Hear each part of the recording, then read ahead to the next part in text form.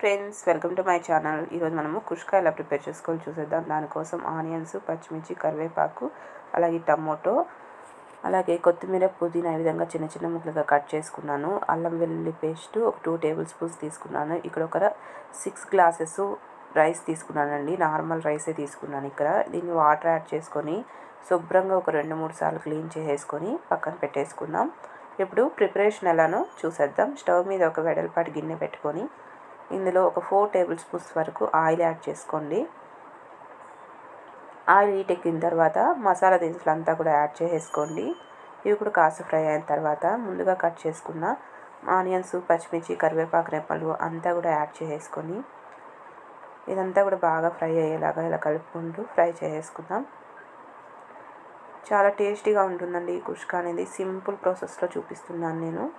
మీరు కూడా తప్పకుండా ట్రై చేయండి. ఈ విధంగా ఇదంతా కూడా ఫ్రై చేసుకొని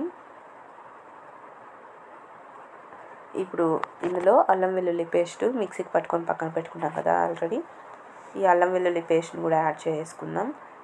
ఈ అల్లం వెల్లుల్లి పేస్ట్లో నేను కొద్దిగా చెక్క, లవంగాలు, మిరియాలు కూడా యాడ్ చేశానండి స్పైసీ కోసం. మీరు స్పైసీ తక్కువ తింటారంటే స్కిప్ చేసేయండి, నో ప్రాబ్లం. ఈ విధంగా అల్లం వెల్లుల్లి పేస్ట్ కూడా యాడ్ చేసి ఇదంతా కూడా పచ్చివాసన పోయేంత వరకు ఫ్రై చేసుకోవాలి. ఇలా పచ్చివాసన అంతా పోయిన తర్వాత టమోటా ముక్కలు యాడ్ చేస్తున్నాను. ఒక 4 మీడియం సైజ్ టమోటా తీసుకొని ఈ విధంగా చిన్న చిన్న ముక్కలుగా కట్ చేసి ఇది కూడా యాడ్ చేసి ఒకసారి బాగా కలిపేసుకొని ఇందులో పసుపు ఒక 1/2 టేబుల్ స్పూన్ అంతా యాడ్ చేశాను. యాడ్ చేసి ఇందులోకి రుచికి సరిపడా ఉప్పు కూడా యాడ్ చేసుకోండి.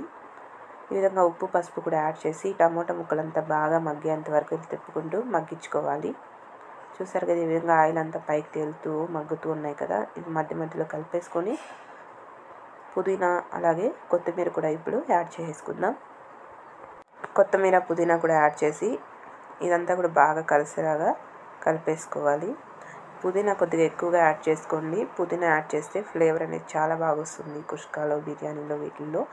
ఈ విధంగా కొత్తిమీర, పుదీనా కూడా యాడ్ చేసి ఇదంతా కూడా ఒకసారి బాగా కలిసేలాగా కలిపేసుకొని ఈ విధంగా ఆయిల్ అంతా పైకి తేలుతూ కుక్ అవుతూ ఉంది కదా. ఇప్పుడు వాటర్ని యాడ్ చేస్తున్నాను. 6 గ్లాసెస్ రైస్కి 12 గ్లాసెస్ వాటర్ని యాడ్ చేశాను. 6 గ్లాసుల బియ్యానికి 12 గ్లాసుల నీళ్ళు అయితే సరిపోతుందండి.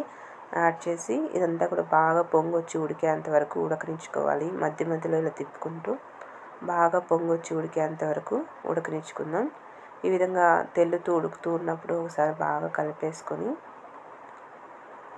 ఇందులోకి మనం ముందుగా క్లీన్ చేసి పెట్టుకున్న రైస్ మొత్తం యాడ్ చేసేసుకుందాం. ఏమాత్రం వాటర్ లేకుండా ఇలా చేత్తో యాడ్ చేసుకోండి. అప్పుడు వాటర్ ఏం లేకుండా రైస్ మాత్రమే వస్తుంది. ఈ విధంగా రైస్ మొత్తం కూడా యాడ్ చేసేసుకుందాం.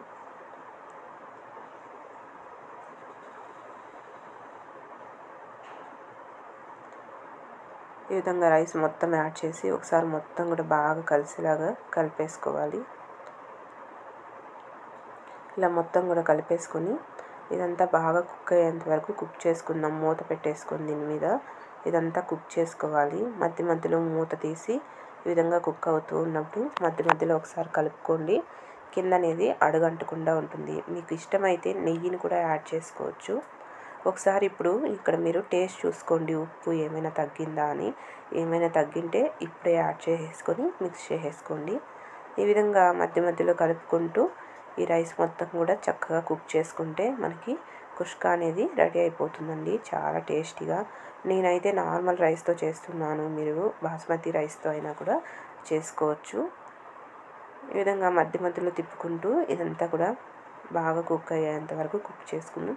ఈ స్టేజ్లో ఉన్నప్పుడు మీరు మీడియం టు సిమ్లో పెట్టేసుకొని కుక్ చేసుకోవాలి. అప్పుడు మనకి కింద అడుగంటకుండా పర్ఫెక్ట్గా రెడీ అవుతుంది.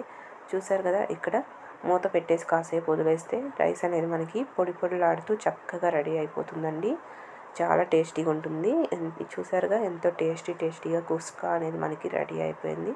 మీరు కూడా తప్పకుండా ట్రై చేయండి. ఈ కుష్కాలో చికెన్ కర్రీ కానీ ఏమైనా వేసుకొని తింటే చాలా టేస్టీగా ఉంటుంది. Okay friends, bye.